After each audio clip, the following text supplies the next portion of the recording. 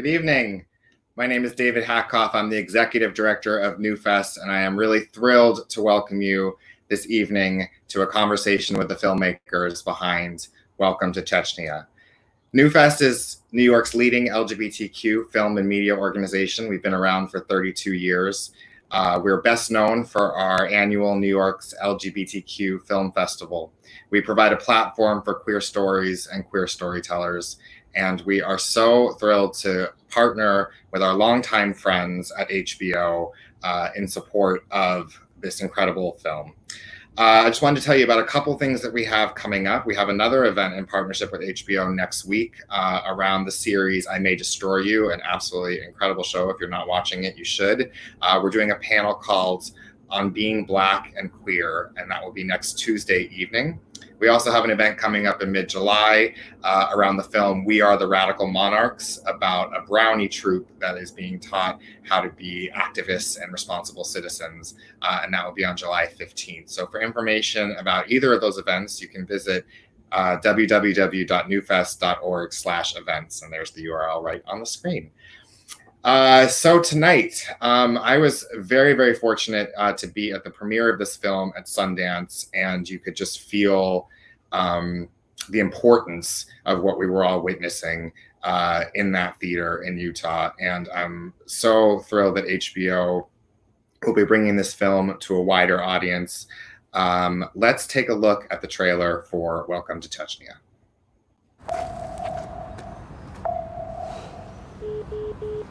Скажи, пожалуйста, насколько критична ситуация? Дело в том, что мой дядя узнал про мою ориентацию вот недавно. Он в любом случае меня убьет. Аня, мы приедем. Мы начали получать первые сообщения из Чечни о том, что в Чечне происходит массовое задержание геев. Мы можем поехать, поедет с нами чувак, доедет до какой-нибудь с нами станции, как только я вышел с метро, двери закрылись, и больше ты в России не был. I wanted to ask you about the alleged abduction and torture of gay men in the Republic. Это ерунда. У нас таких людей нету. И практически сразу было решение принято о том, чтобы людей спасать, эвакуировать. У нас не было такого опыта. Нужно же людей скрывать, нужно их искать им визы, какие-то пути тайные, вывоза из страны. Бегом, бегом, бегом. О, все, короче, паника начинается.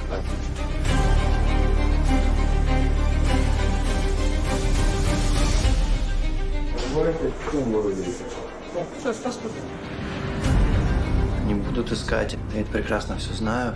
И они будут делать все, чтобы это никогда не всплыло.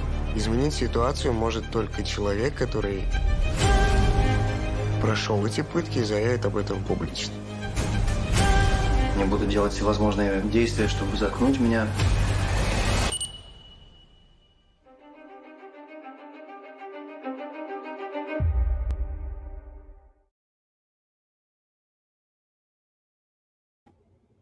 I get the chills just watching the trailer. I'm really thrilled to introduce you to our esteemed moderator this evening, journalist Charles Blow, Academy Award nominee for How to Survive a Plague, and the director of Welcome to Chechnya, David France, and the producer of Welcome to Chechnya, Alice Henty. Thanks so much for joining us tonight, and I look forward to hearing the conversation. Great. All right, guys, so this is the way we're going to do this. We're going to have a conversation for about 20 minutes. We will take audience questions after that. If you have a question, put it in the chat box on YouTube, and someone will pick through those, and we'll take a few of them towards the end of this thing.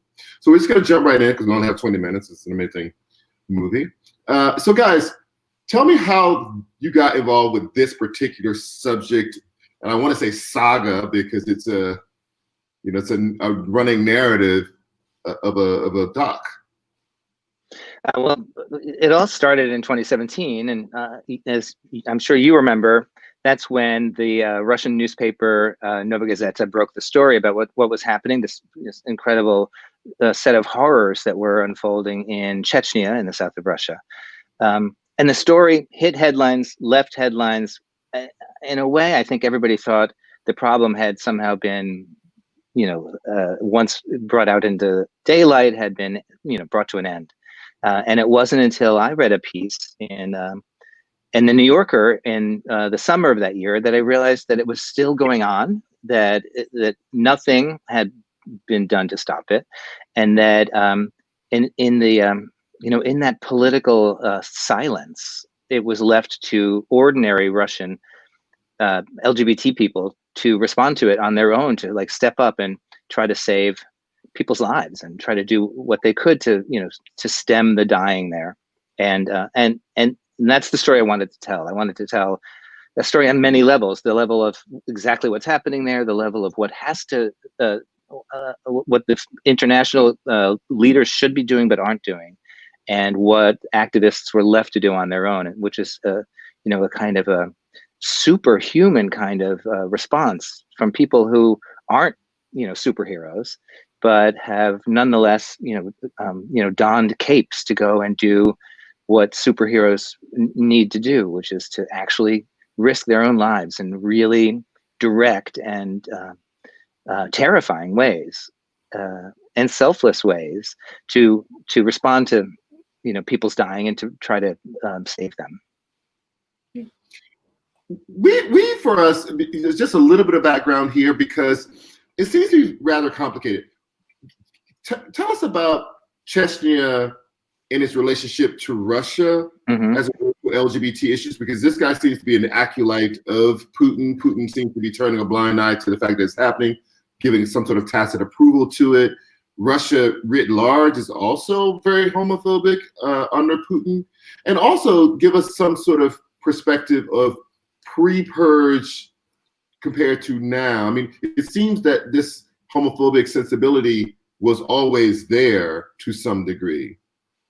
Well, that's a really good question, Charles, because Chechnya is a republic of the Russian Federation. It's part of the federal government.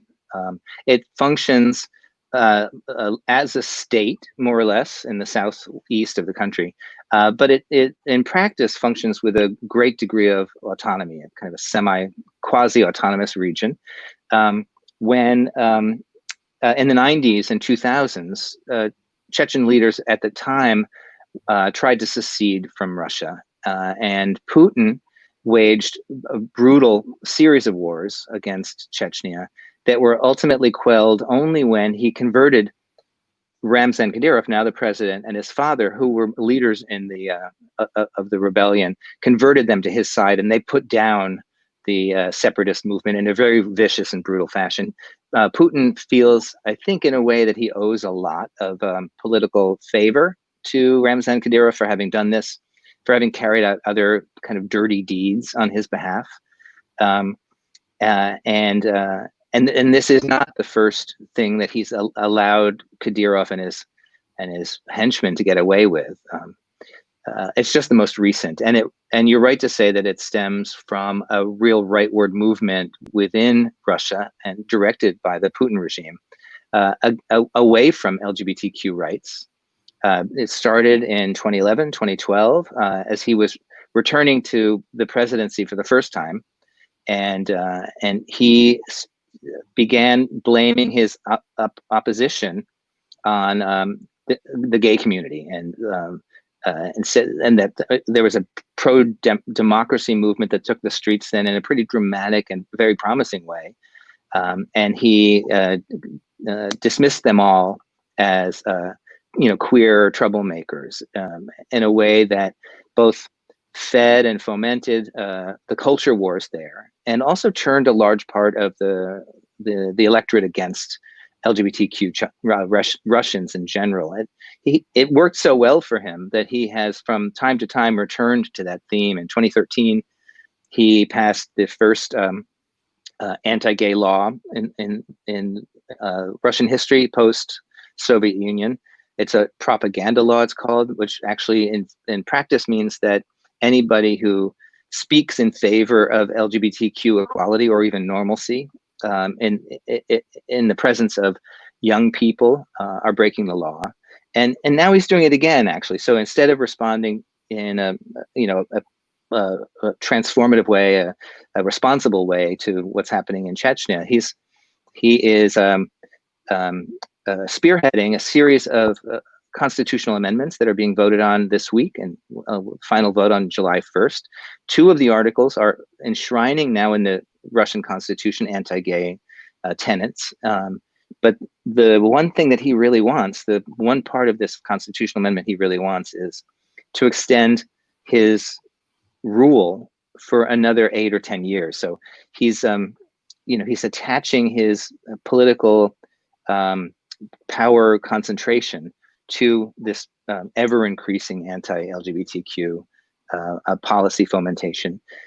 Recent polls just showed that 50% of Russians would like to see the LGBTQ Russians eliminated. I mean, that's what they ask in the poll, not just stripped of rights, but eliminated, and that's half the country. So this is a very dangerous time in Russia generally, and the people who are the most wild cards and the most kind of brutal regional leaders under him are the people who carry out that campaign in the most, a medieval way, and that's what we see happening in Chechnya. So really, it is the end result and logical end result of Putin's campaign over the last many years.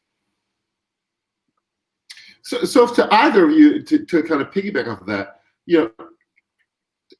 one thing that struck me in the film was that the leader in Chechnya did the same sort of performance of hyper-masculinity that Putin does. And how does that intersect with intolerance towards people men who don't perform hyper-masculinity, and how it squeezes, or I assume squeezes them out into the margins and positions them as disposable people?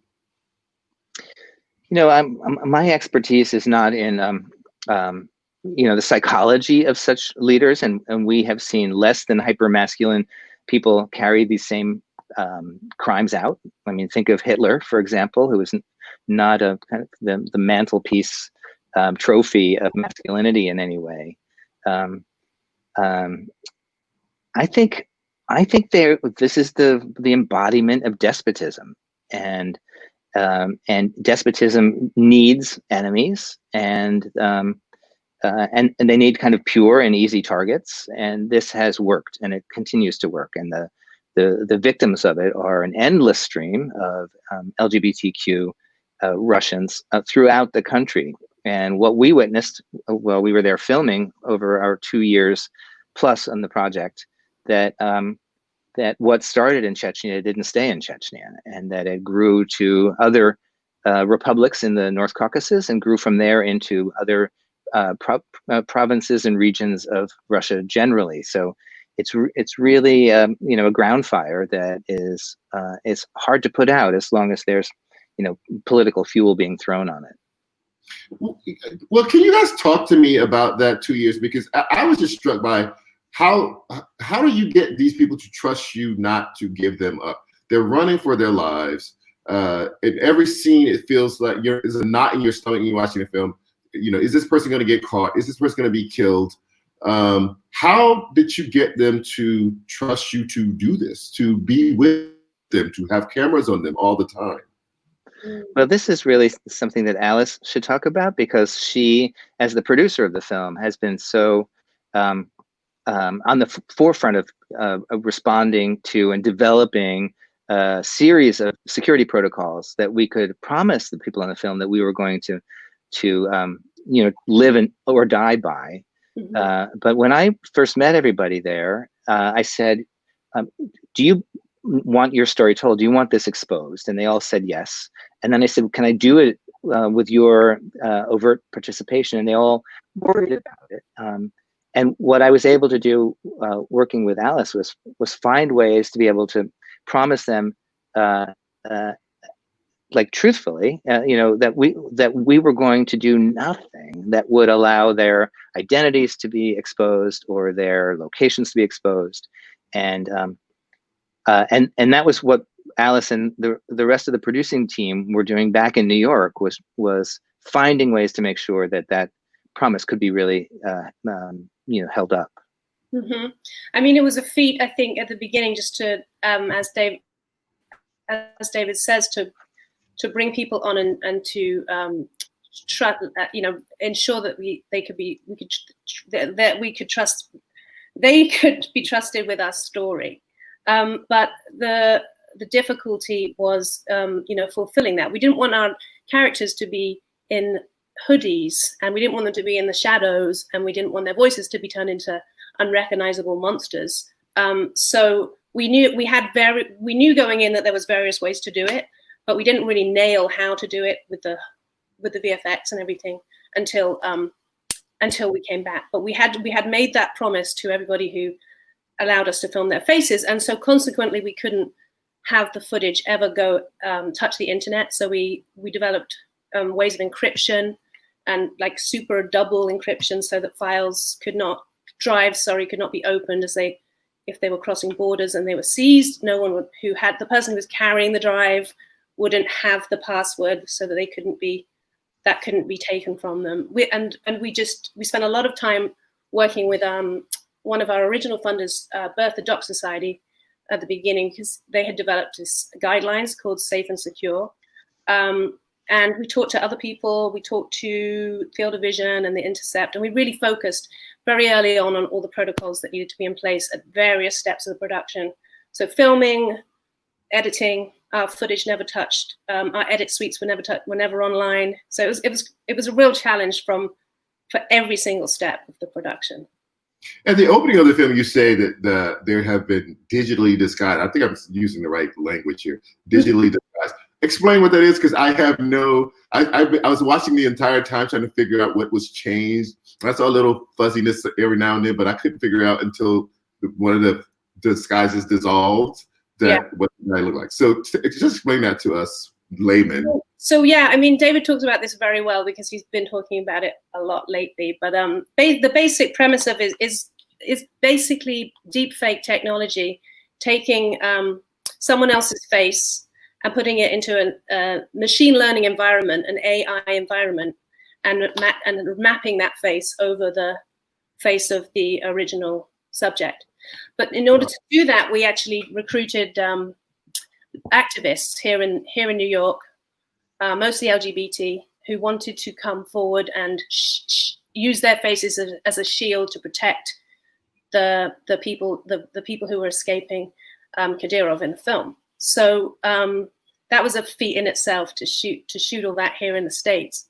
But yeah, that was the goal, was to find, and it was a technique that we needed to find that would allow the viewer to still connect with the subjects. Like when the subject blinks, the face blinks, and when every tear, every smile is the original. It comes from the original footage. It's not an act. It's not we didn't get people to act anything out and then stick it onto their heads. It was. I think it was the only way that we could have done this and really told the story in an emotional way. But yeah. Speaking of emotion, I mean,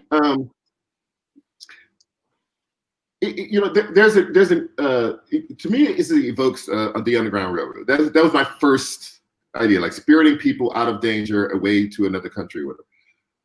But they speak in such kind of soft tones. You guys use like very soft music behind them. The juxtaposition is striking because I just feel completely consumed with anxiety worrying about them. What was the feeling like for the 2 years? Was it always, standing on the razor's edge, feeling anxiety all the time, or was it light like it feels it sometimes in this film? These guys brought a lightness to the work that they're doing, the activists, and the people who are the survivors, who entered the shelter, entered a brand new world for them, and there was a lot of joy in that for them. They came from a very closed region, one where there was no expectation of it or even knowledge of a queer identity. They knew very few other people, and typically only those that they had kind of met secretively or furtively. And the idea of there being like a community that they belonged to, and that spoke to them was brand new. And to watch that recognition unfold in their eyes as they entered the safe houses. I mean, very spare and depressing places where they were constantly felt the warm breath of Kadyrov and his people on their necks. There was never a sense of being ever relaxed, and nonetheless, you could see and feel their joyous discovery of a freedom of self that was just really remarkable. But overall, there was this danger that lurked everywhere. It lurked outside of every window. It lurked, behind every door that was being knocked on. It lurked in every car that drove past, and that was inescapable the entire time. But also, Charles, we followed a half dozen or more people as they left the country. People whose stories are not necessarily included in the film, as they set up their new lives in places like Paris and Toronto and Oslo and elsewhere, and that danger persisted even there for them. The idea that they could not really round a corner without the sense of nervousness and fear, even thousands and thousands of miles away. And I think that they will feel haunted and hunted for the rest of their lives. And so in that way, I think that that feeling that you had watching the film is the feeling that they have today. But that's also what makes return to the press conference and coming out at a press conference in Moscow. Like, how does that work? Because if you're saying he's hunted all the time, that room was full of cameras, full of reporters, getting in and getting him back out, how did that work? Because we don't get to see a lot of that.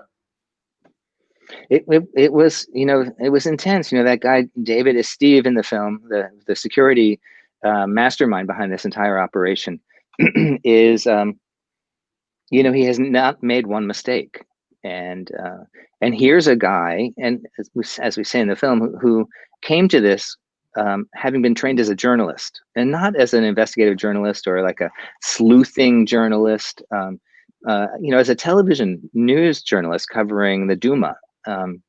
And yet here his instinct is so finely honed that when he promises Maxim that he will get him into the country safely for the press conference and get him back out again safely, he knows what he's doing, and he succeeds, and he's still doing it. I was talking to him just today. He's still doing that kind of James Bond-like work. So last question before we go to questions from our audience. There's a natural tension just in the stories that you're telling of the people in the film. Talk to us about the decision to include, interspersed throughout that, the intercepted footage, because it is incredibly graphic. I don't know if this woman survives or not, but it looks like a stone is being thrown at her head. In one scene, it appears that a man is being raped. I'm not exactly sure if that's what's happening. Talk to us about the decision to intersperse the narrative with those graphic scenes. Well, I think those were the long stretch of Kadyrov that shadowed everybody, is really captured in that footage. And I don't think that you would feel that the same way if you didn't know what all of the people in the film know, which is the exact nature of the brutality and the crimes that are being just, that are being wildly, visited upon the community there. These are pieces of captured video that the activists themselves intercepted. They were filmed by the people who were perpetrating these crimes. They were filmed as trophies. They were filmed as a part of their reports, kind of deliverables for them to pass up the chain of command as proof that they had carried out what they were ordered to carry out. These were pieces of video that they were very proud of, and you feel that in that footage. You feel their glee almost in the way that they carried out these crimes. And we put those images in the film because we wanted to turn around the power of that footage and say that this is evidence, that there is evidence of these crimes that are being denied and about which we're told there is no evidence. And in fact, the evidence was gathered by the people who were taking it themselves. So we felt it added to the indictment that the film intends to make. Let's see if we can take some questions from our audience. I think they're going to pop up. Let's see how this works. Here we are. William says, how are the refugees adjusting to their new homes and lives in the time since filming? Alice, do you want to jump on that? Yeah, I mean, adjusting. I mean, they're never safe, right? No matter where they go, there's always the threat of being hunted down. The Chechen, the structure of its clan-based population, and there's a diaspora all over the world. So even if you're in Canada, there's still a chance that someone a distant family member would recognize you and take you back to Chechnya, and that's a real threat that these people live with every day. So adjusting, yes, but they're never safe. And so it's bittersweet. Maxime and his boyfriend, obviously you see in the end of the film that they're settled and they're able to live a loving, normal life. But again, they're in hiding, and we don't know, when that will come to an end. So. Could you just also for a moment, because it's coming, we're doing this in Pride Month. Mm-hmm. Pride in America, it has become a bit of a celebration. It's a remembrance as well, but a celebration. A lot of the young gay men in this country have no idea what it ever felt like to fear for your life. And there's a poignancy to being reminded that it was not always about marriage and it wasn't just about a bathroom you could use, that there was a moment where you could lose your life. And in this case, in many cases, the ones you guys were filming, the families were kind of told to encourage to kill the kids. I mean, it's such a striking counterplay mm-hmm. in a Pride Month where we celebrate and have parades. Mm. Absolutely. Yeah, there are. We're losing ground. In the U.S., certainly with this administration, the LGBTQ community is losing ground. So many other people are losing ground. Obviously, our African Americans, Latino, Latinx neighbors, and but across the globe, it's a really increasingly perilous time for the community, and there are 70 countries where it is still against the law to be gay, as it was in most states when I was coming up, and in 8 of those countries, it's punishable by death. So, which isn't to say that people aren't dying in all those countries, and they are, and more than anybody else in our community, it's our transgender sisters and brothers who are subject to that kind of random and inescapable brutal violence. So yeah, we have a lot to celebrate. We certainly have celebrated a major victory at the Supreme Court this year, but we risk losing ground all the time. And I think that if this film should remind us of anything, those of us who feel a kind of a privilege and comfort that everything is imperiled, that what we've gained is not set in stone and needs to be defended.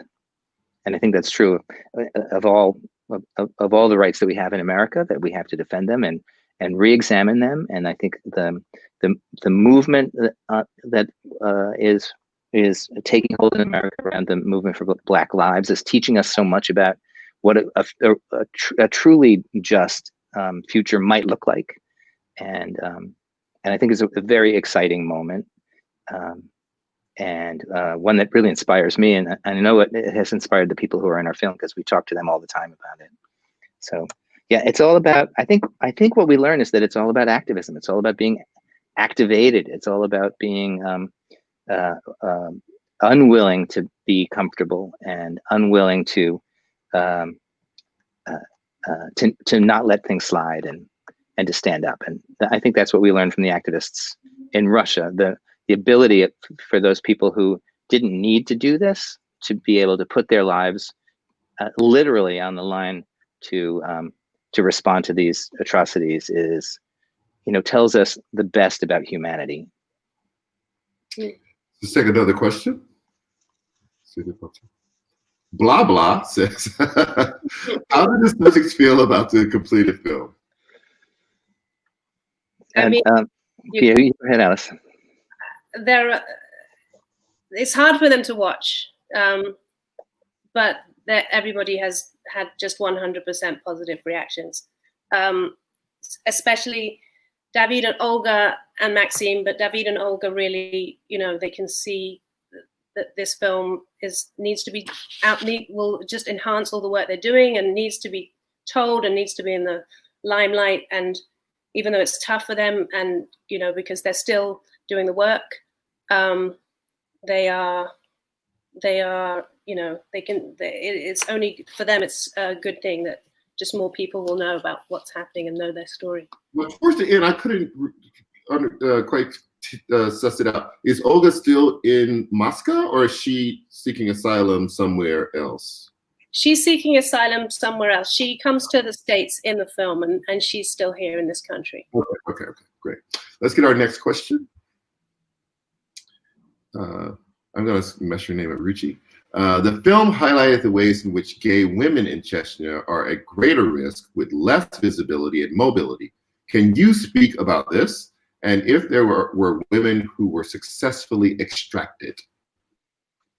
You go, David. I was talking earlier about how atrocious life is for many people in Chechnya, and it is the case for women there. Women have no rights, including the right of freedom of movement. Women are not permitted to leave their homes alone. And by alone, I mean unescorted by a male relative. If they hold jobs, which they are doing increasingly in Chechnya, they are escorted to those jobs by a relative. They are picked up from those jobs by a relative. They are really literally under constant scrutiny and patrol. And that makes it very difficult for anybody to flee if they need to flee. It makes it difficult for them to do anything else either. And that's why when, as we see with the case of Anya in the film, that the extractions require kind of intense cover stories and subterfuge, and the involvement of many activists arriving at the doorstep of the people and of the young women, and finding ways to bring them safely across checkpoints and out of the country with great haste. And they have succeeded in doing that over and over and over. And we followed some of those great success stories, as well as the one with Anya. The stories, well, Anya's story was instructive on so many levels. A, because she was related to government officials, and B, because she was so traumatized by the idea of the reality of her life that it was difficult for her to maintain her resolve. And that's true for the men as well, but for the women, this sense of freedom can be so confusing and hard to adjust to. That we see instances like Anya's where they collapse back into the pull of family and the pull of culture, and we just really don't know what happens to them after that. Just as a physician, I'm just curious. It seems that, finding love would be difficult for anybody in these circumstances, but if a woman can't even leave home, how do they find each other? How do they find love? How do they what excuse do you make to be away with someone who you're interested in? You know, life there is just impossible. When your expression of love is queer, it's just impossible. There are small circles of politically mindful lesbians in Chechnya who represent you know, a beacon of hope to the other women who are there. There are people who have not left because they want to and they want to stay there and refuse to leave, and they want to be helpful, but they're really risking, you know, so much. But it's also true of the men. I mean, the men have been able to find each other, in the darkness at night, but they can't maintain relationships of any sort. And what they learned at the beginning of this purge was that if they tried to maintain relationships through hookup apps or text relationships, that made them vulnerable and to exposure and discovery, and that was the tip of the iceberg that was first came to the surface in 2017, and that brought hundreds and maybe more people to the attention of the Chechen authorities. So any reflection of an embracing of community or of one another, that's the danger. And so I think most young women are exposed by by supposition, or by the discovery of a note that they had written, or some private insight into their heart that doesn't have to do with their connection with other women. Let's take another question. Oh, Wyndham again. David, how did you decide on the face dissolve? I think that was at the end of the press conference scene. It was a very poetic touch. Well, we talked about this at length in the process of our post-production for the film, and what I wanted to show, because we knew we didn't have to cover his face because we knew that he had come forward, but we experimented with covering his face before anyway, because we felt that it helped understand his hiding.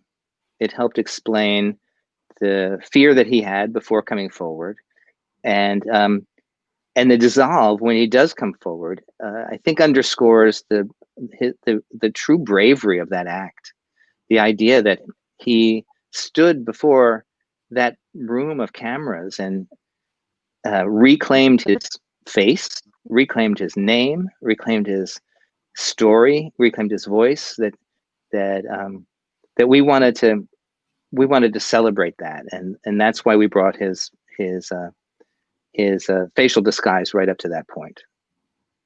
Just as a viewer, cinematographically, you get to know the other face, right? So, and there's a metamorphosis moment where you realize that that's not who he was, and I mean it is. There's a poetry in the way that corresponds to coming out of the closet. That amazing, because you thought you knew the person and that's not who you knew. Yeah, we talked about all those movies where like people pulled off their disguises and suddenly revealed themselves, and that move of his that was so remarkable and took so much courage that I think he really deserved that moment of us understanding who the true Maxime is and getting to know him fresh from that point forward. Take one more question, or maybe two. John says, have the filmmakers had any threats to their lives? I am speaking for myself. No. No, luckily we have not. I mean, we were given warnings as we were making our way through the what would you call it? The legacy festival circuit, back when people showed up in cities and went inside buildings together. And there were worrisome warnings, but not really threats. It may be hard to interpret, but we did make sure we had good security around our subjects when we traveled with them, and made sure that that we were never in a position to actually be heard. And since then, we have all been locked at home like everybody else. So we're hoping that the Chechen assassins are also locked at home. Well, I was curious about the reporter who interviewed the Chechen leader, because the Chechen leader did not seem to know that was what was going to be asked. Yeah, and it was a total Trojan horse. Chair, and you know how those leaders, they're surrounded by their security and henchmen. And did he feel safe? I don't know. I mean, I've spoken to him a lot about it. I don't know where he found that kind of, I don't know, the balls to do that. Here's a guy, he's an incredible reporter. His name is David Scott. He works for Brian Gumbel on the HBO Real Sports program. A brilliant reporter, I think multiple Emmy-winning reporter. When the story broke about Kadyrov and his campaign against the community there, many people, put in their interview requests, to his press office, and nobody got through. And David Scott thought, I bet I can get him to talk to me if he thinks I'm doing a program on mixed martial arts.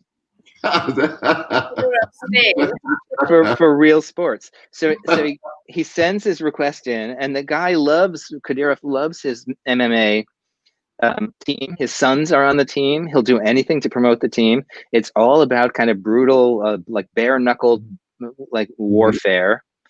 So he invites him down, and David Scott goes, and he's there for a week, and Kadyrov never shows up. He flies back with his crew, and he goes back again. He somehow got HBO.